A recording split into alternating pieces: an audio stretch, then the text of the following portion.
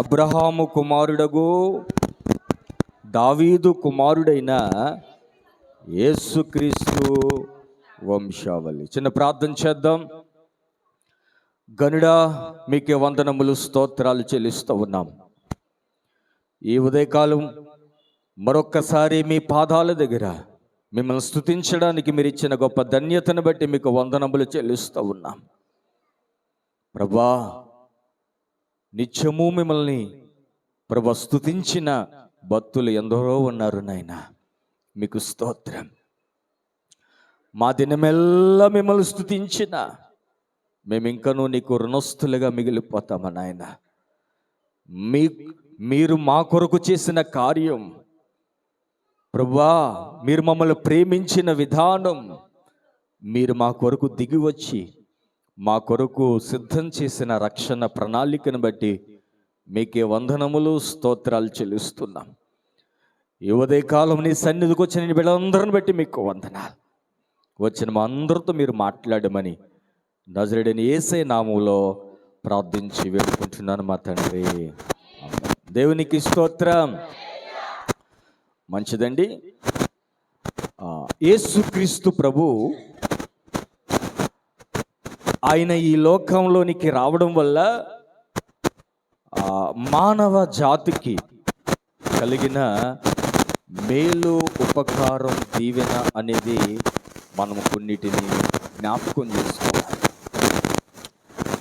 మన దేశంలో అంబేద్కర్ పుట్టడం వలన మనకి జరిగిన మేలేంటి చెప్పండమ్మా. అంబేద్కర్ పుట్టడం వల్ల మనకు కలిగిన మేలేంటి చెప్పండమ్మా. రిజర్వేషన్, ఇంకా ఏమండి ఆ రాజ్యాంగాన్ని రాశాడు. దేవునికి స్తోత్రం. అలాగే థామస్ ఎడిసన్ అనే వ్యక్తి పుట్టకపోతే మరి మానవ జాతికి ఈ వెలుతురు అనేది లేదు. అనగా చీకటిలో కూడా మనము చూడగలుగుతున్నామని అంటే మరి థామస్ ఎడిసన్ ఈ భూమి మీద పుట్టాడు కనుక 1890 ఆ కాలంలో ఈ లైట్ని కనిపెట్టాడు. కనుక ఇప్పుడు మనమందరము కూడా లైట్ వేసుకుని చూడగలుగుతున్నాం. దేవునికి స్తోత్రం కలుగునుగా అక్క. ఏమండి అలాగ కొంతమంది ఈ భూమి మీద పుట్టకపోతే ఏమండి ఆ వస్తువు లేదు. రైట్ బ్రదర్స్ ఏమండి వాళ్ళు పుట్టకపోతే ఆకాశములో ఎగిరే అనుభవం మానవ జాతికి ఉండేది కాదు. ఏమండి ఆకాశములో కొన్ని వేల లక్షలాది మంది, రోజుకి కొన్ని కోట్ల మంది ఆకాశంలో ప్రయాణం చేస్తున్నారు అంటే ఈ భూమి మీద రైట్ బ్రదర్స్ అనేవాళ్ళు ఇద్దరు పుట్టారు. దేవునికి స్తోత్రం కలుగునుగా అక్క. అయితే ఈ భూమి మీద చాలామంది మహానుభావులు పుట్టారు కనుక వారిని జ్ఞాపకం చేసుకుంటూ ఉన్నాం. అయితే యేసుక్రీస్తు ప్రభు, లోకాన్ని రక్షించడానికి వచ్చిన యేసుక్రీస్తు ప్రభు పుట్టడం వల్ల మానవ జాతికి కలిగిన మేలేమిటి? ఆయన పుట్టాడు అనడం కంటే కూడా ఆయన వచ్చాడు అనేది వాస్తవం. వీళ్ళందరూ కూడా అంబేద్కర్ కానివ్వండి, వీళ్ళందరూ కూడా పుట్టారు ఏమండి. కానీ యేసుక్రీస్తు ప్రభు పుట్టాడు వాస్తవమే. ఒక కన్యక గర్భవతి ఏమండిగా మరియా గర్భాన్న పుట్టాడు కనుక పుట్టడం వాస్తవమే. కానీ దానికంటే ప్రాముఖ్యమైన మాట ఆయన వచ్చాడు. దేవునికి స్తోత్రం కలుగునగాక. ఆది యందు వాక్యం ఉండెను, దేవుని యొద్ద ఉండెను, ఆ వాక్యము దేవుడే ఉండెను. ఇంక కిందకు వస్తే ఆ వాక్యము శరీరధారుడిగా మన మధ్యకు వచ్చెను. దేవునికి స్తోత్రం కలుగునగాక. ఆయన వచ్చాడు. అయితే మానవుని రక్షించడానికి మానవునిగా రావాలి గనుక ఆయన ఈ లోకములో పుట్టవలసి వచ్చింది. దేవునికి స్తోత్రం. అయితే ఏమండి ఎంతోమంది మహానుభావులు వారు కేవలం పుట్టారు, కానీ యేసుక్రీస్తు ప్రభు ఉన్నవాడు ఏమండి ఆయన వచ్చాడు అనేది వాస్తవం. దేవునికి స్తోత్రం. అయితే మానవుడు పుట్టడం వలన ఏమంటే గొప్ప గొప్ప వ్యక్తులు పుట్టడం వల్లే కొన్ని దీవెనలు మానవులు అనుభవిస్తూ ఉంటే, మరి లోకరక్షకుడు పుట్టవడం వలన మనకేమిటి అనేది కాస్త ఆలోచన చేయాలి. ఏమండి, ఒక అంబేద్కర్ పుట్టితేనే ఏమండి మనకి రాజ్యాంగం కలిగింది, హక్కులు వచ్చాయి అని మనం చెప్పుకుంటున్నామే. అయితే పరలోకముల నుంచి ఒక వ్యక్తి వస్తే పుడితే మరి ఆయన వల్ల మనకి ఎలాంటి ఉపకారం కలుగుతుంది అనేది కొన్ని ప్రాముఖ్యమైన విషయాలు మనం జ్ఞాపకం చేసుకోవాలి. దేవునికి స్తోత్రం కలుగునుగాక. ఆయన పుట్టిన తర్వాతే కాలము రెండుగా మారిపోయింది. దేవునికి స్తోత్రం కలుగునుగాక. క్రీస్తు పూర్వము చెప్పండి, క్రీస్తు శకం అంటే డేట్ ఏమండి, డేట్ లేకపోతే రోజు దినము అనేది లెక్కించడం మనం గమనిస్తాం. దేవునికి స్తోత్రం కలుగునుగాక. ఏమండి, మన పుట్టిన తారీఖు కానివ్వండి, మన దస్తావేజుల మీద కానివ్వండి, ఏమండి ఒక డేట్ ఖచ్చితంగా ఉంటుంది. దాన్ని క్రీస్తు పూర్వం లేకపోతే క్రీస్తు శకం అని ఒక డేట్ వేస్తారు. అంటే యేసుక్రీస్తు ప్రభు ఈ భూమి మీద రావడం వలన ఏమండి చరిత్ర మారింది, కాలం మారింది, తారీఖు ఏర్పడింది. దేవునికి స్తోత్రం కలుగునుగాక. రెండో విషయం, లోకరక్షకుడైన యేసుక్రీస్తు ప్రభు ఈ లోకానికి రావడం వల్ల జరిగింది ఏమిటి అని అంటే, లూకాసు వార్త 2వ అధ్యాయం, లూకాసు వార్త 2వ అధ్యాయం 1వ వచనం చూడండి. ఆ దినములలో సర్వలోకమునకు ప్రజా సంఖ్య రాయవలనని కైసరు అగుస్తు వలన ఆజ్ఞ. ఏ లోకం అంట చెప్పండమ్మా, ఏ లోకం? సర్వలోకానికి ప్రజా సంఖ్య ప్రారంభించబడింది యేసుక్రీస్తు ప్రభు పుట్టుక ద్వారా. దేవునికి స్తోత్రం కలుగునుగాక. అంటే జనాభా లెక్క ప్రారంభించబడింది. ఏమండి, కైసరు మొత్తం ప్రపంచవ్యాప్తముగా అందరినీ ఏర్పాటు చేసి, ఇగో ఆ ప్రాంతంలో ఎంతమంది ఉన్నారు, ఆ దేశంలో ఎంతమంది ఉన్నారు, ఆ గ్రామంలో ఎంతమంది ఉన్నారు, ఆ పట్టణంలో ఎంతమంది ఉన్నారు అని లెక్కించడం ప్రారంభించబడింది. దేవునికి స్తోత్రం కలుగునుగాక. అవండి, భూమి మీద ఎన్నో జంతువులు ఉన్నాయండి. ఉదాహరణకు ఎన్నో కుక్కలు ఉన్నాయి కదా. ఏమండి, భీమవరం పట్టణంలో ఎన్ని కుక్కలు ఉన్నాయో ఎవరు చెప్పలేరు. ఎందుకంటే ఆ సంఖ్య ఎవరు లెక్కించలేదు. అంటే దానికి అంత విలువ లేదు అని అర్థం. అయితే భీమవరం పట్టణంలో ఎంతమంది సుమారు ఉన్నారంటే 2 లక్షల మంది అని చెప్పగలుగుతాం. అవండి, ఇంకా మున్సిపల్ ఆఫీస్కి వెళ్తే క్లియర్గా ఎంతమంది ఉన్నారో ఏమండి నెంబర్ కూడా పోకుండా చెప్పగలిగిన అంకీలు వచ్చాయనంటే ఆనాడు యేసుక్రీస్తు ప్రభు పుట్టడం వలన ప్రభునందు పిల్లరా కైసరుకు మరి దేవుడు ప్రేరేపణ ఇచ్చాడు, నీవు ప్రజలను లెక్కించాలి. దేవునికి స్తోత్రం కలుగునుగాక. అంటే విలువ పెరిగింది.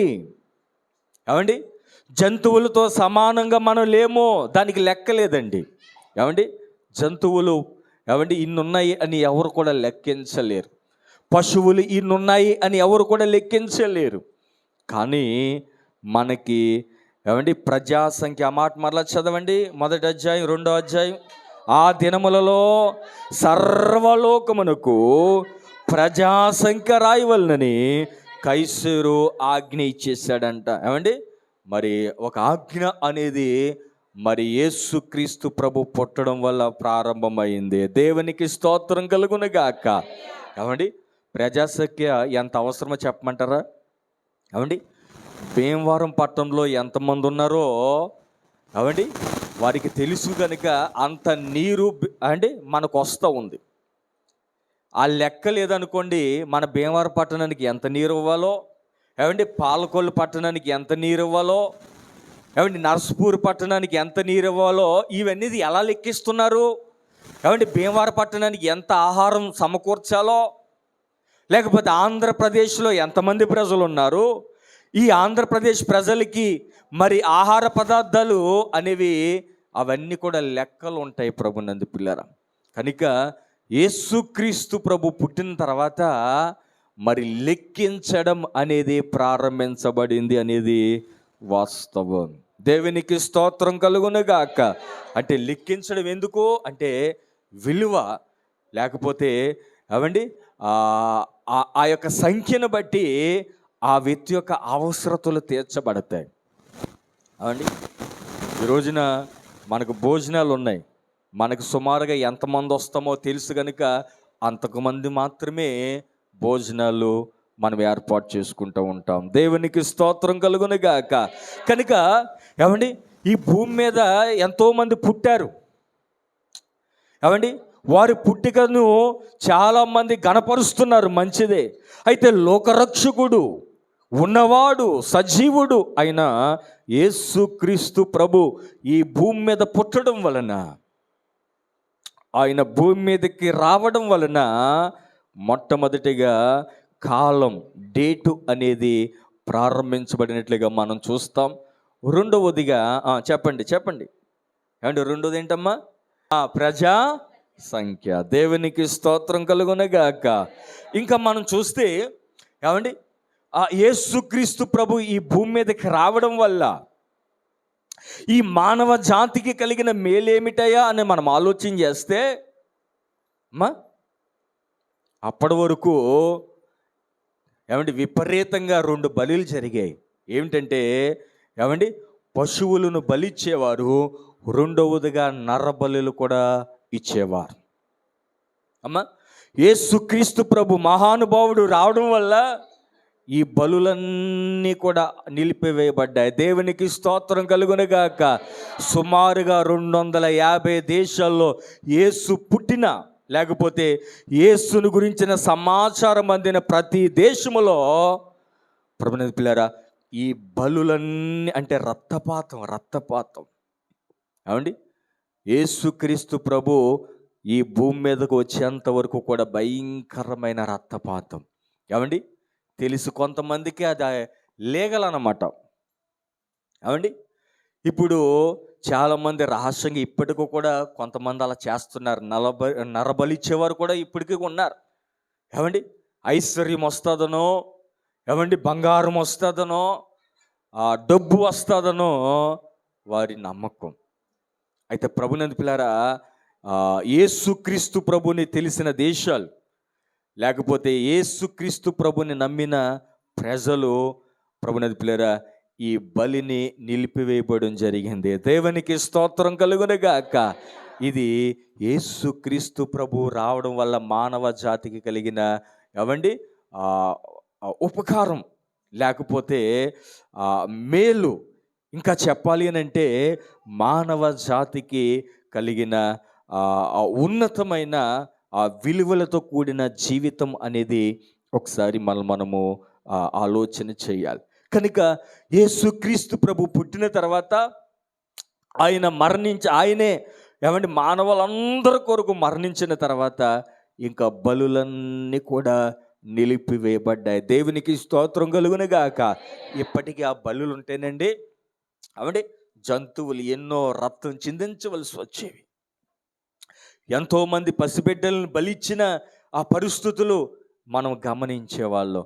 కానీ యేసుక్రీస్తు ప్రభు ఆయన పరలోకాన్ని విడిచిపెట్టి భూమి మీదకి రావడం వల్ల ఈ రక్తపాతం ఆగిపోయింది. దేవునికి స్తోత్రం కలుగునుగాక. దేవునికి స్తోత్రం కలుగునుగాక. అంటే అప్పటి వరకు లీగల్గా ఉన్న రక్తపాతం, మామూలుగా హత్యలు ఇవన్నీ కూడా లీగల్ కాదు కదండి. ఖచ్చితంగా ఏదైనా చేస్తే ఖచ్చితంగా జైల్లో పెడతాం, లేకపోతే శిక్ష. కానీ అప్పటి వరకు లీగల్గా ఉండేది, అధికారంగా మేము చేయొచ్చు. ఏమండి ఇంక ఎవరు కూడా జైల్లో పెట్టడానికి కానీ ఏమి నరబలిచ్చినా జంతు బలిచ్చినా ఏమాత్రం కూడా మరి అది లీగల్ అన్నమాట. కానీ యేసుక్రీస్తు ప్రభు వచ్చిన తర్వాత ఆయన 33.5 సంవత్సరాలు ఈ భూమి మీద జీవించిన తర్వాత, ఆయన మరణించి తిరిగి లేచిన తర్వాత ప్రభునందు పిల్లరా ఈ బలులన్నిటినీ కూడా ఆయన నిలిపివేశాడు. దేవునికి స్తోత్రం కలుగునుగాక. కాలము రెండుగా చెప్పండమ్మా. విభజించబడింది. క్రీస్తు పూర్వము, క్రీస్తు శకము. రెండోది చెప్పండి, ప్రజా సంఖ్య. ఇది చాలా విలువైనది. ప్రజా సంఖ్య. యేసుక్రీస్తు ప్రభు పుట్టినప్పుడు ఏమండి మరియా యేసేబులో ఆ ప్రజా సంఖ్య రాయించుకోవడానికి మరి వెళ్ళినట్లుగా కూడా వాక్యంలో మనం చూడగలుగుతాం. దేవునికి స్తోత్రం కలుగునుగాక. కనుక యేసుక్రీస్తు ప్రభు ఆ మహానుభావుడు ఏమండి ఈ భూమి మీదకి రావడం వల్ల లేక పుట్టడం వలన మా యావత్తు సర్వలోకానికి, మానవ జాతికి కలిగిన ఉపకారం ఏంటంటే ఏమండి ఈ రక్తపాతము నిలిపివేయబడింది. దేవునికి స్తోత్రం కలుగునుగాక. నాలుగవది, యేసుక్రీస్తు ప్రభు ఆయన ఈ లోకములో జీవించడం వల్ల, పుట్టడం వలన అందరూ సమానమే, ఒకరు ఎక్కువ కాదు, ఒకరు తక్కువ కాదని ఆయన తేల్చేశాడు. దేవునికి స్తోత్రం కలుగునుగాక. అప్పటి వరకు కూడా ఏమండి యూదులు అనుకునేవారు మేమే గొప్ప అనుకునేవారు. ఏమండి యేసు ప్రభుని చూసి ఇగో ఈయన పాపులతోనూ ఏమండి వీళ్ళతోనూ భోజనం చేస్తున్నాడు అని విమర్శించేవారు. కానీ ఆయన చెప్పగానే చెప్పింది ఏంటంటే మీరు ఎక్కువ వీళ్ళ తక్కువ కాదు, అందరూ సమానము అనేది ఆయన తీసుకుని వచ్చిన గొప్ప, మానవ జాతికి తీసుకుని వచ్చిన గొప్ప ఉపకారం. దేవునికి స్తోత్రం కలుగునుగాక. అవండి అందరూ సమానం, మానవులు అందరూ సమానమే. ఇందులో ఒకడు ఎక్కువ ఒకడు తక్కువ లేదు అనేది మనం గమనిస్తాం. అంటే అప్పటి వరకు కూడా బానిసత్వం అనేది ఎక్కువగా ఉండేది. అది కూడా లేగలే బానిసత్వం. అమ్మా ఒకరిని బానిసగా చేసుకోవడం కూడా అది లీగల్, అది చేసుకోవచ్చు. కానీ యేసుక్రీస్తు ప్రభు ఈ భూమి మీదకి రావడం వల్ల, ఆయన జీవించడం వల్ల ఏమండి అందరూ సమానమే. ఏమండి ఆయన సమరయులతో కలిసి భోజనం చేశాడు, ఏమండి యూదులతో కలిసి భోజనం చేశాడు. అది వాళ్ళకి నచ్చలేదు యూదులకి. ఈయన యూదుడై ఉండి సమరయులతో కలిసి తిరుగుతున్నాడు, భోజనం చేస్తున్నాడని చాలాసార్లు ఆయన విమర్శించారు. కానీ ఆయన చెప్పింది ఏంటంటే అందరూ సమానమే, ఇక్కడ ఎవరు బానిసలు లేరు, ఎవరు తక్కువ లేరు అని ఆయన చెప్పాడు. దేవునికి స్తోత్రం కలుగునుగాక. 252 దేశాలు ఇప్పటికీ పరిశుద్ధ గ్రంథాన్ని నమ్మి ప్రభునందు పిల్లరా అనేక జనాభా, ఈ భూమి మీద ఉన్న ఎక్కువ జనాభా మరి బైబిల్ నమ్మిన ప్రజలే అని మనం గూగుల్ కొడితే తెలుస్తుంది. ఏమండి ఎక్కువగా మరి ఆరాధ్య దైవముగా కొలుస్తున్న దైవం యేసుక్రీస్తు ప్రభు అనే విషయాన్ని మరొకసారి మనం గుర్తు చేసుకోవాలి. దేవునికి స్తోత్రం కలుగునుగాక. కారణం ఏంటంటే ఏమండి మరి అనేక మంది దేవుళ్ళుగా పిలువబడుతున్న వారు మీరు తక్కువ మీరు ఎక్కువ అని విభజించారు. కానీ ఈయన భూమి మీదకు వచ్చి అందరూ సమానమే అని చెప్పాడు. దేవునికి స్తోత్రం కలుగునుగాక. కనుక ఆ యేసుక్రీస్తు ప్రభు ఈ భూమి మీదకి రావడం వలన ఇంకా మానవాళికి జరిగిన ఉపకారం ఏమిటయ్యా, మానవ జాతికి ఏమండి కలిగిన మేలేమిటి అని మనం ఆలోచన చేస్తే ఏమండి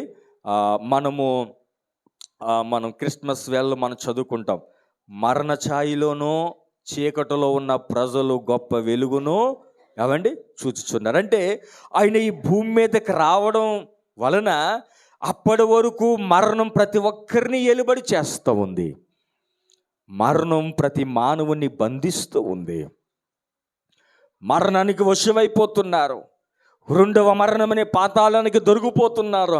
అయితే ఈ మహానుభావుడు అని చెప్పుకుంటున్న యేసుక్రీస్తు ప్రభు నిజంగా మహానుభావుడండి. ఏమండి మరణ ఛాయిలో ఉన్న ప్రజల్ని ఆయన జీవములోనికి తీసుకుని వెళ్తున్నాడంటే ఏమండి ఆయన కొలవకుండా ఉండగలుగుతామా, ఆయన ఆరాధించకుండా ఉండగలుగుతామా? ఏమండి మరణం ఏమండి అనేది ఎంత భయంకరమైన పరిస్థితి. అది దాంట్లో నుంచి నిత్య జీవానికి దాటించడానికి ఆయన భూమి మీదకి దిగి వచ్చాడు. దేవునికి స్తోత్రం కలుగునుగాక. ఏమండి ఈనాడు మనము జీవంలోనికి వచ్చాము అంటే కారకుడు ఆయనే. దేవునికి స్తోత్రం కలుగునుగాక. అందుకే దినమెల్లా ఆయనను స్తుతించిన భక్తులు ఎందుకు ఆయన కొనియాడారు? ఏమండి ఎందుకు ఆయన్నే ఆరాధ్యదైవముగా ఎన్నుకున్నారు? ఎందుకు ఆయన మాత్రమే జ్ఞానులు పూజించగలిగారు? ఎందుకు గొర్రెల కాపరులు ఎందుకు ఆయన సాగిలపడ్డారు? దేవదూతల సహితం మొక్కవలసింది మాకు కాదు, ఇదిగో ఆయన్ని అని చెప్పగలిగారు. దేవునికి స్తోత్రం కలుగునగాక. కారణం ప్రభునందు పిల్లరా, ఆయన మరణములో ఉన్న ప్రజలను విడిపించి జీవములోనికి దాటించేవాడు. దేవునికి మహిమ కలుగునగాక. కనుక అలాంటి దేవుణ్ణి మనము కలిగి ఉన్నాం అనేది మనము గ్రహించాలి. దేవునికి స్తోత్రం కలుగునగాక. ఇంకా చాలా విషయాలు ఉన్నాయి. యేసుక్రీస్తు ప్రభు ఈ లోకానికి రావడం వల్ల మానవ జాతికి అనగా మనకు ఎన్నో ఎన్నో ఎన్నో ఉపకారాలు దాగి ఉన్నాయి. అందుకే ఆయన మనం మన ప్రాణప్రియుడిగా చేసుకున్నాం. దేవునికి మహిమ కలుగునగాక. మంచిది. మన వాక్య భాగంలోనికి వెళ్ళిపోదాం. ఇంతకీ ఇప్పుడు దాకా నేను చెప్పింది ఏంటంటే ఇంట్రడక్షన్. మత్తయి సువార్త ఇప్పుడు చదవండి. మత్తయి సువార్త మొదటి అధ్యాయం మొదటి వచనం. అబ్రహాము కుమారుడగు దావీదు కుమారుడైన యేసుక్రీస్తు వంశవళి. మరలా చెప్పండి అమ్మా. అబ్రహాము కుమారుడగు దావీదు కుమారుడైన యేసుక్రీస్తు వంశావళి. అయితే ఇక్కడ మిమ్మల్ని ప్రశ్న అడుగుతున్నాను. ఇక్కడ ముగ్గురు మనకు కనబడుతున్నారు. ఎవరు? అబ్రహాము, దావీదు, యేసుక్రీస్తు. దేవునికి స్తోత్రం కలుగునగాక. ఈ మూడు గుర్తుపెట్టుకున్నారా పేర్లు? అబ్రహాము, దావీదు, యేసుక్రీస్తు. గుర్తుపెట్టుకున్నారా? అయితే 17 వచనాన్ని ఒకసారి చదవండి. ఇట్లు అబ్రహాము మొదలుకొని దావీదు వరకు తరములన్నీ 14 తరములు. దావీదు మొదలుకొని యూదు బబులోనికి కొనుపోబడిన కాలం వరకు 14 తరములు. బబులోనుకు కొనుపోబడిన మొదలుకొని క్రీస్తు వరకు 14 తరాలు. ఇప్పుడు కూడా మీరు చెప్పాలి. చదివారు కదా. ఇందాక ఏం చెప్పారు? మొదటి వచనంలో ఎంతమంది పేర్లు చెప్పారు? అబ్రహాము, చెప్పాలి. అబ్రహాము, దావీదు, యేసుక్రీస్తు. అయితే ఇక్కడ అబ్రహాము నుండి దావీదు వరకు ఎన్ని తరాలు? 14 తరాలు. రైట్. తర్వాత దావీదు మొదలుకొని యూదులు బబులోనికి చెరగా వెళ్ళిపోయిన ఆ కాలం వరకు ఎన్ని తరాలు అంటమ్మా? 14 తరాలు. తర్వాత బబులోనికి వెళ్ళిన తర్వాత యేసుక్రీస్తు ప్రభు వరకు ఎన్ని తరాలు? 14. ఇప్పుడు మ్యాథమెటిక్స్లోకి వచ్చేసాం. 14 తర్వాత 14 ఎంత? 42 తరాలు. ఎన్ని తరాలు అంటమ్మా? ఎక్కడి నుంచి ఎక్కడి వరకు చెప్పాలి? ఎక్కడి నుంచి ఎక్కడి వరకు? అబ్రహాము మొదలుకొని యేసుక్రీస్తు వరకు ఎన్ని తరాలు? 42 తరాలు. తరానికి వచ్చి 100 సంవత్సరాలు. తరానికి వచ్చి ఎన్ని సంవత్సరాలు? అబ్రహాము కాలంలో 100, 120. మోషే కాలం వచ్చేసరికి 80. అనగా సుమారుగా 42 తరాలంటే 4000, చెప్పండి, 4200 సంవత్సరాలు. అంటే కొంతమంది ఇంకా ఆయుష్ తగ్గే కొలది 80కి 70కి వచ్చేసారు కనుక సుమారు 4000 సంవత్సరాలు. నాకు చెప్పాలి అందరూ కూడా ఎన్ని సంవత్సరాలు? 4000 సంవత్సరాలు. అయితే నేను ఇక్కడ చెప్పాలనుకున్న చాలా ప్రాముఖ్యమైన విషయాలు 2-3 చెప్పేసి నేను ముగిస్తాను. అదేంటనంటే ఈ 42 తరాలలో 42 మంది పురుషులు మనకు కనబడతారు. ఎంతమంది కనబడతారు? తరానికి ఒకరు. మొదటి తరం అబ్రహాము, రెండవ తరం ఇస్సాకు, మూడవ తరం యాకోబు, నాలుగవ తరం యోధ, ఇలా మనం చూస్తే 42 తరాలు మనకు కనబడతాయి. ఎన్ని తరాలు మనకు కనబడతాయమ్మా? అంటే అబ్రహాము మొదలుకొని యేసుక్రీస్తు వరకు 42 తరాలు. అంటే ఏమంటే ఒక కుటుంబం, ఒక భార్య భర్తలు ఏమంటే ఒక 100 సంవత్సరాలు వేసుకుంటే ఏమంటే అబ్రహాము శారా 100 సంవత్సరాలు, ఇస్సాకు తర్వాత రాహేలు 100 సంవత్సరాలు. ఇలాగా మనము లెక్క పెడుతూ ఉంటే సుమారుగా 4000 సంవత్సరాలు మనకి లెక్క వస్తుంది. దేవునికి స్తోత్రం కలుగునగాక. అయితే ఇక్కడ విచిత్రమైన ఒక విషయం చెప్తాను, చాలా జాగ్రత్తగా వినాలి. ఎవరు కూడా ఏమండి మన 3 తరాల కంటే ఎక్కువగా ఎవరు ఏది గుర్తుపెట్టుకోలేరు. ఏమండి మన డాడీ పేరు చెప్తాం, మన తాత పేరు చెప్తాం, మన ముత్తాత పేరు చెప్తాం. దాని తర్వాత ఎవరికైనా ఏమండి 10 తరాల పేర్లు ఎవరైనా చెప్పగలుగుతారా? మరి మత్తయికి ఎలా తెలిసింది అమ్మా? ఇప్పుడు 4000 సంవత్సరాల తరం ఏమండి ఒక్క పేరు కూడా మిస్ అవ్వకుండా ఏమండి వాళ్ళ తాత వాళ్ళ తాత వాళ్ళ తాత ఇలాగా ఒక్క పేరు కూడా మిస్ అవ్వకుండా ఏమండి 42 పేర్లు ఉన్నాయి ఇక్కడ. 42 తరాలు ఏమండి 14 తరాలు 14 తరాలు 14 తరాలని చదువుకున్నామే 17వ వచనంలో. మరి మత్తయి ఏమైనా చూసొచ్చాడా అమ్మా? మరి ఎలా రాయగలిగాడు అని మనం ఆలోచన చేస్తే ఇది కేవలము దేవుడు రాయించాడు అనేది మనం గుర్తుపెట్టుకోవాలి. దేవునికి స్తోత్రం కలుగునగాక. ఏమండి మన డాడీ లేకపోతే మన తాత ఇంకొక అంకి వరకు చెప్పగలుగుతాం వాళ్ళ పేర్లు. అయితే ప్రభునందు పిల్లరా కనమ పేర్లు ఎవరు కూడా చెప్పలేరు. ఇక్కడ ఉన్న ఎవరిని అడిగినా కూడా ఏమండి పోనీ ఒక 8వ తరం మీ తాత పేరేమిటి అని ఎలా ఉంటాడు లేకపోతే ఆయన జీవన శైలి చెప్పంటే ఎవరు కూడా చెప్పలేం. కానీ ఇక్కడ మత్తయ్య 42 తరాల పేర్లు రాసుకుంటూ వచ్చాడు. అదే అద్భుతం. దేవునికి స్తోత్రం కలుగునగాక. మరలా మీరు ఇంటికి వెళ్ళి చదవండి, సమయం లేదు కనుక. 1వ వచనం నుంచి 16వ వచనం వరకు 2వ వచనం నుంచి 16వ వచనం వరకు మీకు లెక్క పెడితే ఎన్ని పేర్లు వస్తాయి చెప్పండి? ఎన్ని పేర్లు వస్తాయి? 42 తరాల పేర్లు వస్తాయి. దేవునికి స్తోత్రం కలుగునగాక. అంటే 2 జరుగుండాలి. ఏమండి ఈ మత్తయి ఆత్మవశుడే. యోహాను గారు ప్రకటన గ్రంథం రాసేటప్పుడు అమ్మా చాలా జాగ్రత్తగా వినాలి. ప్రకటన గ్రంథం రాసేటప్పుడు ఆత్మవశుడే, దేవుని ఆత్మవశుడే రాసిన మాటలు ప్రకటన గ్రంథం. దేవునికి స్తోత్రం.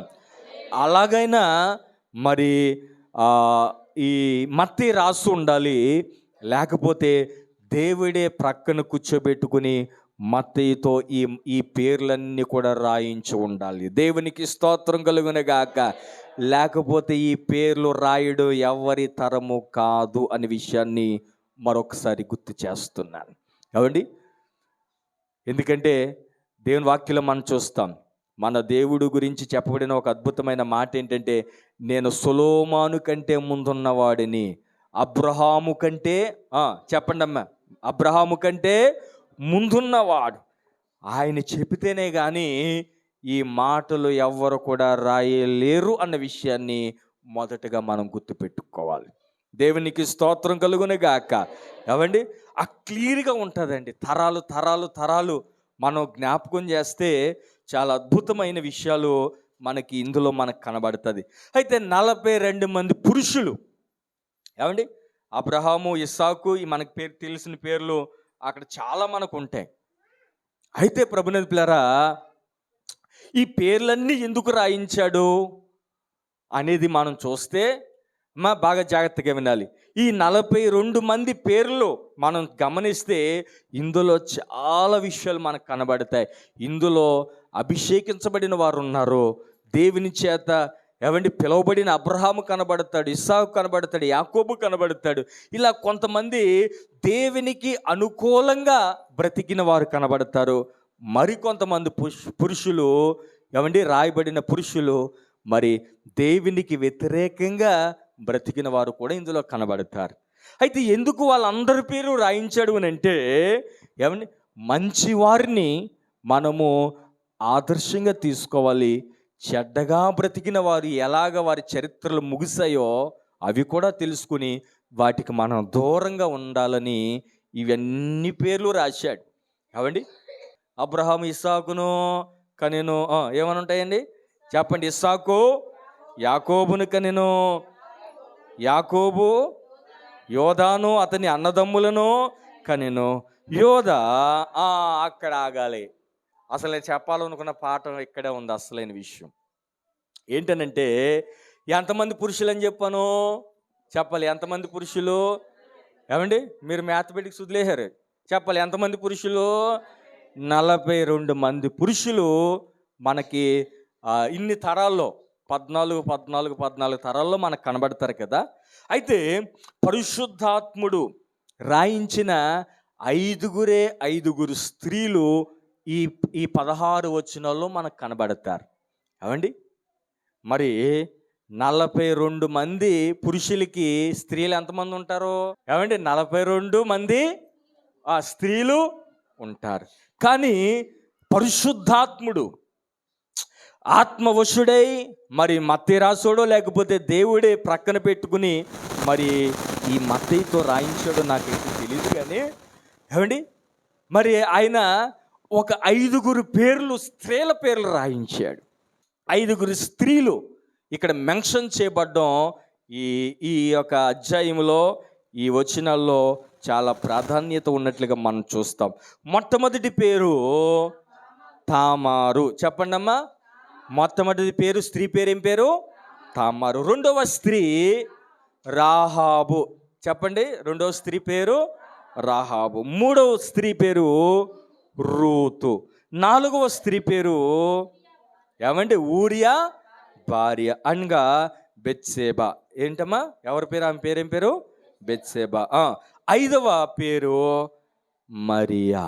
దేవునికి స్తోత్రం కలుగునగాక. అయితే ఏమండి, పరిశుద్ధాత్ముడు ఈ 5 పేర్లు రాయించడానికి గల కారణం ఏమిటి అమ్మా? 42 మంది అన్నప్పుడు ఏమండి, ఇంకా లెక్క పెడితే ఏమండి, అబ్రహాముకి 3 భార్యలు. ఏమండి, ఇందులో సొలొమోను వస్తాడు. సొలొమోనుకి 1000 మంది భార్యలు. ఇలాగ చాలామంది స్త్రీలు ఉంటారు కదా చరిత్రలో. అయితే ఇక్కడ 42 మందిని దేవుడు పురుషులను ఏర్పాటు చేసుకుంటే ఆ 42 మందికి భార్యలుగా మనం గమనిస్తాం.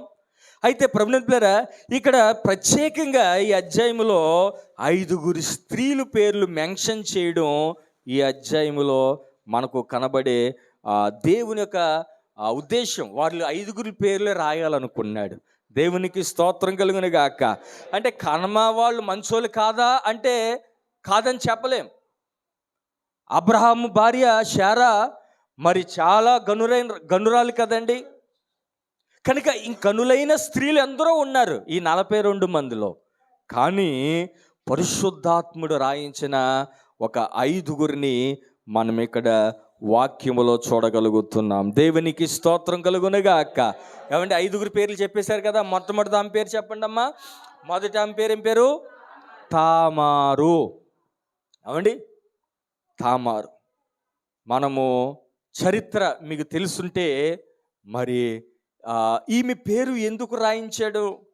ఏమండి, ఇంకా గనులైన వారి పేర్లు ఉండగా తామారు అని పేరు చదవగానే ఏమండి మతోన్మాదులు అందరూ కూడా వాటిని చూపించి మనల్ని ఎక్కువగా కించపరచడానికి ప్రయత్నం చేస్తారు.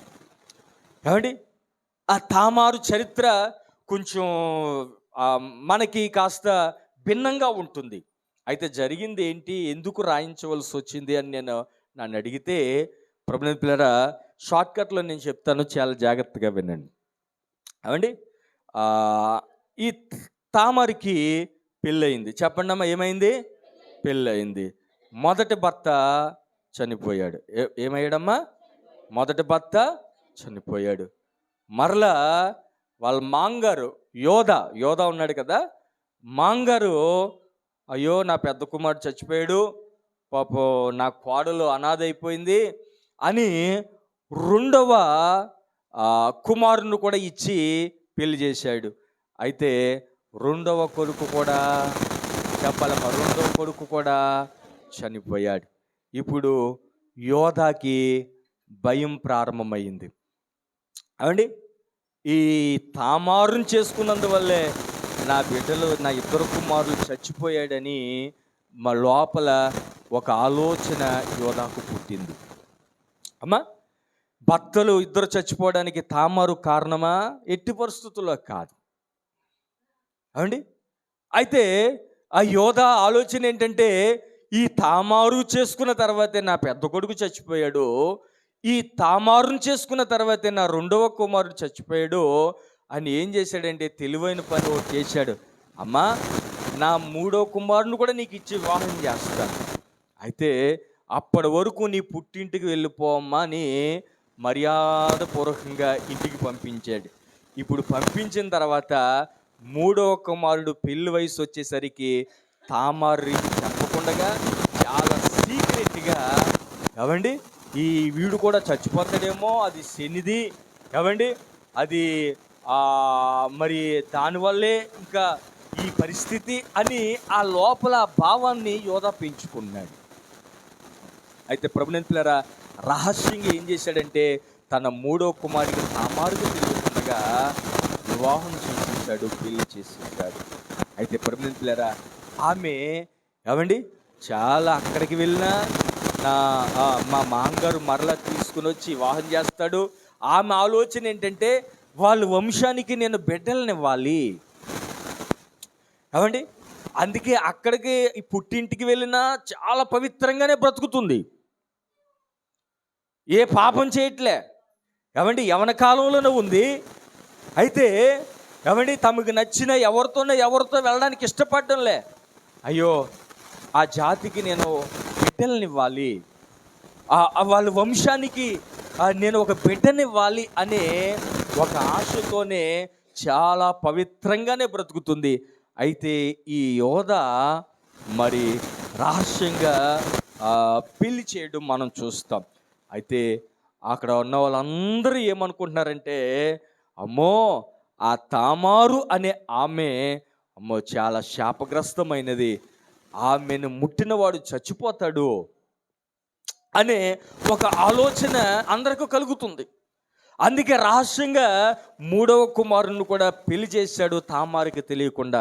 అయ్యో, నాకు వివాహం చేస్తానన్నాడు, నేను చాలా పవిత్రంగా బ్రతుకుతున్నాను, వాళ్ళ వంశానికి నేను ఒక కుమారునో కుమార్తెనో వాళ్ళ వంశాన్ని వృద్ధి చేయాలనుకున్నాను, ఇలాంటి పరిస్థితి నాకు కలిగింది ఏంటి, ఎలాగైనా నేను వాళ్ళ వంశానికి బిడ్డలను కనాలి అని ఒక ఆలోచనతో ఆమె ఏం చేసిందంటే, ఏమంటే ముసుగుని వేసుకుని ఒక వేశ్య వల్లే వెళ్ళి ఏమండి ఈ యోధాతో శయనించడం జరిగింది. అయితే అది దేవునికి వ్యతిరేకమైన పనే, సమాజం మెచ్చని పనే అయినప్పటికీ కూడా ఆమె మరి ఆ వంశావళిని వృద్ధి చేయాలి అనే ఆలోచనతో ఆమె ప్రభునందు పిల్లరా యోధాతో శయనించడం, ఆ యోధాకు మరి కుమారుడు పుట్టడం అనేది మనం చూస్తాం. ఆ కుమారుని పేరు ఏం పేరు చెప్పండి అమ్మా? ఆ కుమారుని పేరు ఏం పేరు? పేరేసు. అనగా ఇప్పుడు ఈ తామారుకు యోధాకు పుట్టిన బిడ్డే పేరేసు. దేవునికి స్తోత్రం కలుగునగాక. ప్రభునందు పిల్లరా, కనుక యేసుక్రీస్తు ప్రభు ఆమె పేరును పర్టిక్యులర్గా రాయించడానికి గల కారణం ఏమిటి అవండి? మనం ఆలోచన చేస్తే కొంచెం చెప్పుకోవడానికి కూడా ప్రతికూలంగా ఉన్నా, దేవుడు ఆ పేర్లు, పరిశుద్ధాత్ముడు ఆ పేర్లు రాయించడానికి గల కారణం ఏంటంటే, ప్రభునందు పిల్లరా, యథార్థతను యథార్థతంగానే ఆయన రాయించాడు. దేవునికి స్తోత్రం కలుగునగాక. ప్రభునందు పిల్లరా, ఆమె మరి యథార్థంగానే మరి తమ భర్తల పట్ల ఉన్నది.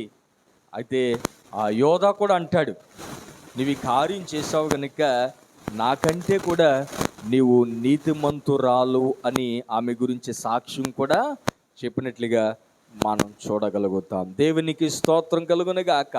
ఇంకా ఆమెను ఆ పేరు ఈ యొక్క మొదటి అధ్యాయములో రాయించడానికి గల కారణం ఏంటి అని మనం ఆలోచన చేస్తే, ప్రభునందు పిల్లరా, నశించిన దానిని వెదకి రక్షించడానికి యేసుక్రీస్తు ప్రభు ఈ లోకములోనికి, అంటే తమ జాతి ప్రజలు ఏమండి, తమ దేవుడు అబ్రహాముకు చేసిన వాగ్దానం, దావీదుకు చేసిన వాగ్దానం, మీ సంతానములో నుంచి నేను వస్తాను అనే ఆ వాగ్దానాన్ని ఆయన నెరవేర్చాలి. దాని కొరకు ఒకవేళ వాడు త్రప్పు త్రోవలో ఉన్నా, వారు ఒకవేళ మానవుడు యాక్సెప్ట్ చేయలేని ఆ పరిస్థితుల్లో ఉన్న దేవుడు ఆమెను కూడా కోరుకున్నట్లుగా వాక్యంలో మనం చూడగలుగుతున్నాం. దేవునికి స్తోత్రం కలుగునుగాక. రెండవ పేరును మనం చూద్దాం. రెండవ పేరేంటమ్మా? రాహాబు. చెప్పండి, రెండవ పేరు ఏం పేరు? రాహాబు మనకు కనబడుతుంది.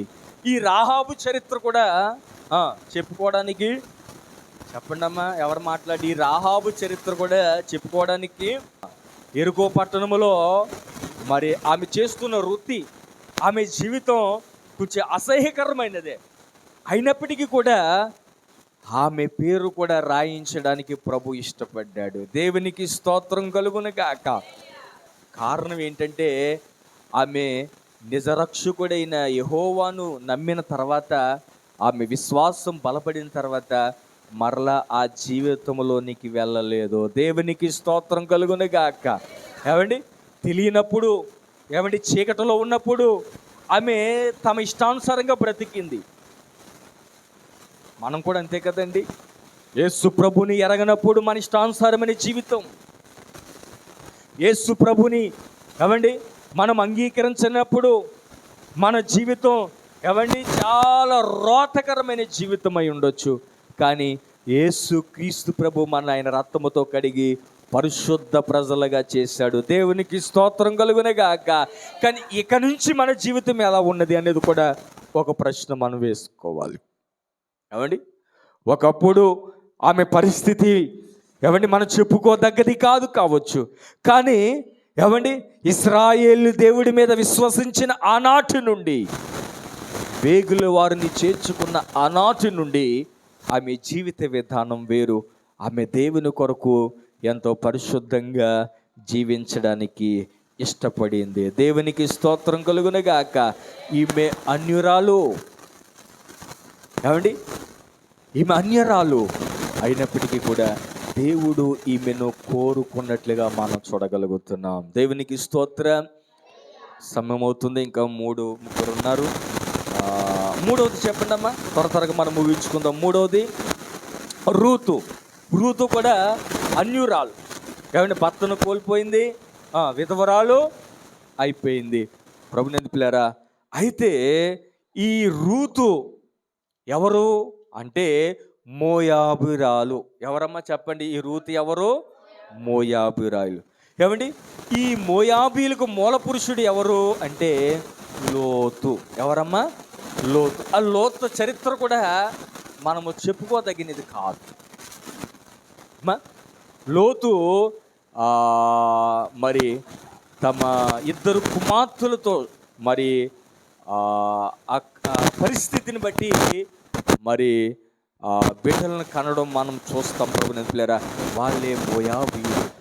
ఆ మోయాబు స్త్రీయే ఈ రూతు.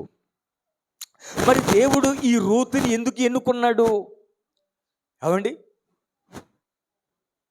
దేవుడు మరి నశించిన దానిని వెదకి రక్షించడానికి ఆయన ఈ లోకానికి వచ్చాడు.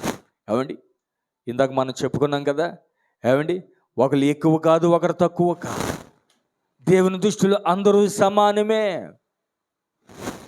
కనుక ప్రభునందు పిల్లారా, దేవుడు ఆమెను కూడా కోరుకున్నాడు.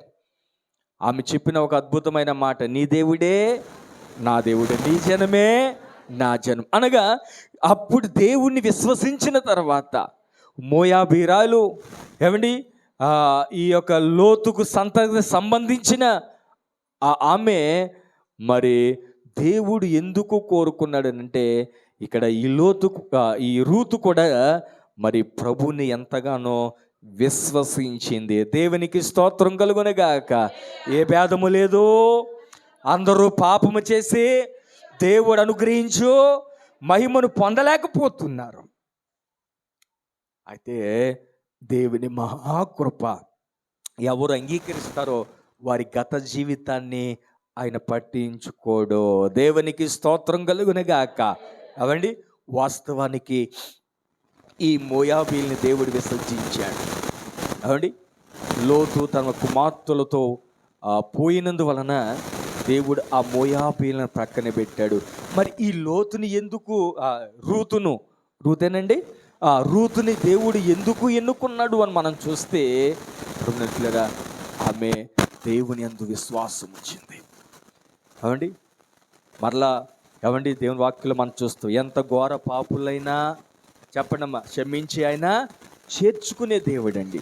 వాళ్ళ వంశావళి మంచిది కాదు, అయినప్పటికీ కూడా దేవుడు ఆమె విశ్వసించింది కనుక, ఆమె ఆశపడింది కనుక దేవుని ఏమండి ఆ ప్రత్యేకమైన జీవితంలో నయోమిని బట్టి భక్తిని నేర్చుకుని ఆ విశ్వాసములో ఆ యొక్క పరిశుద్ధతలో ఎదగడానికి, తమ జీవితాన్ని పవిత్రంగా కాపాడుకోవడానికి ఆమె ప్రయత్నం చేసింది కనుక దేవుడు ఆమెను కూడా అంగీకరించినట్లుగా వాక్యములో మనం చూడగలుగుతాం. దేవునికి స్తోత్రం. 4వ ఆమె బెత్షెబా. ఏమండి, అక్కడ రాయబడిన మాట ఊరియా భార్య. ఏమండి, ఇక్కడ కూడా మనం చెప్పుకోదగింది ఏమీ లేదు. ఊరియా భార్య విషయంలో కూడా ఏమండి, భార్య అయితే ఏమండి ఊరియాకి భార్య, కానీ దావీదుకు మరి దావీదు వల్ల బిడ్డకు జన్మనిచ్చినట్లుగా మనము వాక్యంలో మనం చూస్తాం.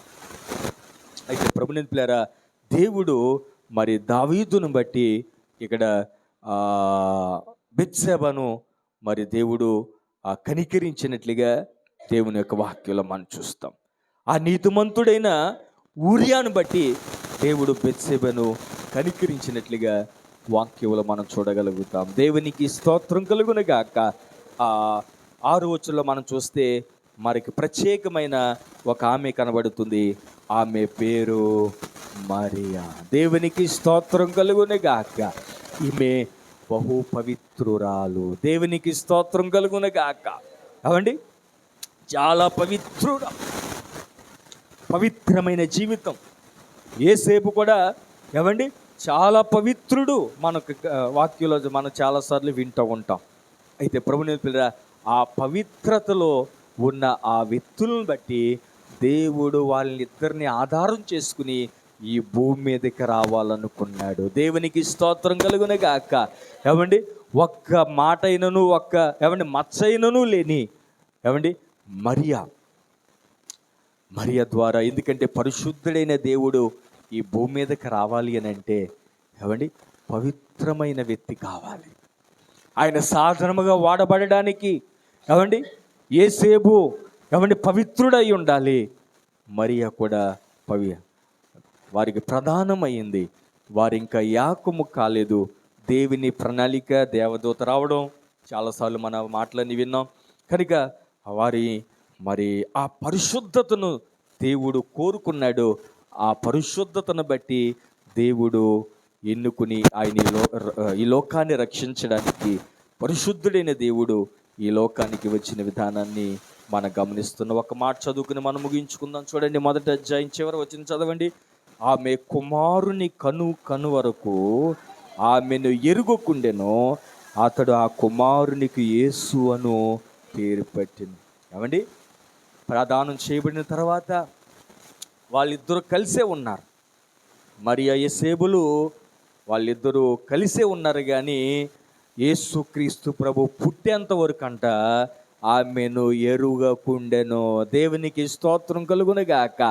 ఏమండి, పరిశుద్ధుడైన దేవుణ్ణి మనకు అందించడానికి వాళ్ళు పరిశుద్ధులుగా బ్రతికారు. దేవునికి స్తోత్రం కలుగునగాక. ఇప్పుడు నేను ఇంకొక మాట చెప్తాను.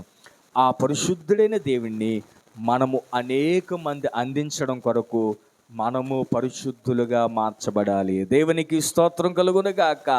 దేవుడు పరిశుద్ధుడు. దేవుణ్ణి అందించిన మరియా యేసేపులు పరిశుద్ధులు. అవండి, మనకి లోకరక్షకుడిని అందించిన వాళ్ళిద్దరు పరిశుద్ధులు. మనము ఈ రక్షకుణ్ణి ఇతరులకు పరిచయం చేయాలనంటే మనము ఎలా బ్రతకాలమ్మా? ఎలా బ్రతకాలి? పరిశుద్ధతలో బ్రతికితే మనము కూడా ఆ పరిశుద్ధుడైన దేవుణ్ణి లోకములో అనేక మందికి చూపించగలుగుతాం. దేవునికి స్తోత్రం కలుగునగాక. ప్రార్థన చేసుకుందాం. చాలా సమయమైంది, ప్రార్థన చేసుకుందాం. పరిశుద్ధుడా గనుడా మీ ఘనమైన నామాన్ని బట్టి మీకు వందనాలు. ఈ ఉదయకాలం నీ సన్నిధికి వచ్చిన నీ బిడ్డలందరిని బట్టి మీకు వందనములు, స్తోత్రాలు చెల్లిస్తున్నాం. దేవా, 42 తరాలలో పురుషులందరి పేర్లు రాయబడ్డాయి. అయితే ప్రత్యేకంగా ఒక 5 స్త్రీల గురించి మీరు రాయడానికి ఇష్టపడ్డారు. దేవా, నువ్వెవరిని త్రోసివేయలేదు, ఎవరిని నువ్వు విడిచిపెట్టలేదు. నీ దగ్గరికి వచ్చిన వారిని ఎవరిని మీరు విడిచిపెట్టలేదు ప్రభా. అందరిని బట్టి నీ ఘననామాన్ని బట్టి మీకు వందనములు, స్తోత్రాలు చెల్లిస్తున్నాను. ఈ 42 మంది పురుషుల్లో చాలా మంచి వాళ్ళు ఉన్నారు. అందులో నీకు వ్యతిరేకంగా బ్రతికిన వారు కూడా ఉన్నారు. అయితే మంచివారిని మేము ఆదర్శంగా తీసుకోవాలి. అందులో చెడ్డగా బ్రతికిన వారు కూడా ఉన్నారు. వారు ఎలాగ పతనమైపోయారో అవి మేము తెలుసుకుని జాగ్రత్త పడడానికి ఆ పేర్లు మీరు రాయించారు అన్న విషయాన్ని మీరే దగ్గరుండే మత్తయితో అయ్యా ఈ మాటలన్నీ కూడా, ఈ పేర్లన్నీ కూడా మీరు రాయించినట్లుగా మేము చూస్తున్నాం. కనుక అయ్యా అయ్యా తామారును మీరు ఎన్నుకున్నారు ప్రభు, మీకు స్తోత్రములు చెల్లిస్తున్నారు. రాహాబును మీరు ఎన్నుకున్నారు, రూతును మీరు ఎన్నుకున్నారు, బెత్షెబాను కూడా మీరు ఎన్నుకున్నారు. ప్రభు మీకు స్తోత్రాలు, ప్రభు మీకు స్తోత్రములు చెల్లిస్తున్నాం. కనుక మేము కూడా కొన్నిసార్లు మేము ఎన్నిక లేని వారం అనుకుంటాం. అయ్యా మేము యోగ్యులం కాదు అని అనుకుంటాం. వాస్తవానికి మేము యోగ్యులం కాదు, కానీ అయ్యా నువ్వు ఎన్నుకున్నావు గనుక, నువ్వు ఏర్పాటు చేసుకున్నావు గనుక మేము భాగ్యవంతులమయ్యామన్న విషయాన్ని మరొక్కసారి మేము గుర్తించుకుని, నువ్వు ఈ లోకానికి రావడం వల్ల మానవ జాతికి కలిగిన ఉపకారం, మేలు, దీవెన గ్రహించి భక్తులు ఎందరో ఆ సత్యాన్ని గ్రహించి నిన్ను కొలిచి ఆరాధించి వారి జీవితాన్ని ధన్యం చేసుకున్నారు ప్రభా. ఈనాడు మేము కూడా, మా సంఘము కూడా నిన్ను కొలిచి ఆరాధించి మా జీవితాలు ధన్యకరంగా మార్చుకోవడానికి నీవు ఈ లోకములో పుట్టడం వల్ల మా మరణకరమైన జీవితం జీవంగా మార్చివేయబడింది అనే విషయాన్ని మేము గ్రహించుకుని మిమ్మల్ని ఎల్లప్పుడూ స్తుతించి ఆరాధించి కృప దయచేయమని వేడుకుంటూ యేసయ్య నామములో ప్రార్థించి వేడుకుంటున్నాను మా తండ్రి.